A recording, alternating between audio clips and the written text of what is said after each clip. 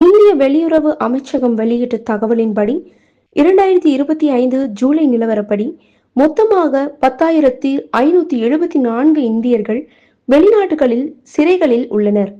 அவர்களில் 43 பேர் மரண தண்டனை எதிர்நோக்குகின்றனர்.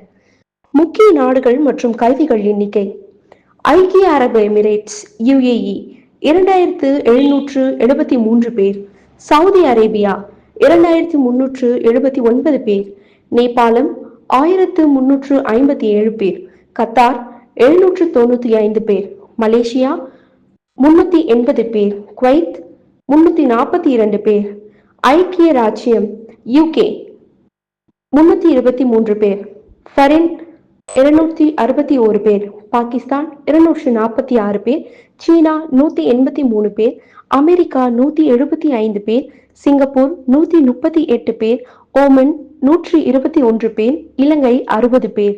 மற்ற 50க்கும் மேற்பட்ட நாடுகளில் 1 முதல் 50 வரையான எண்ணிக்கையில் இந்தியர்கள் சிறையில் உள்ளனர். மரண தண்டனை எதிர்நோக்கும் இந்தியர்கள் எண்ணிக்கை: ஐக்கிய அரபு எமிரேட்ஸ் 21 பேர், சவுதி அரேபியா 7 பேர், சீனா 4 பேர், இந்தோனேஷியா 3 பேர், குவைத் 2 பேர், மலேசியா ஒருவர், பாகிஸ்தான் ஒருவர், ஓமன் ஒருவர், கத்தார் ஒருவர், அமெரிக்கா ஒருவர், ஏமன் ஒருவர்.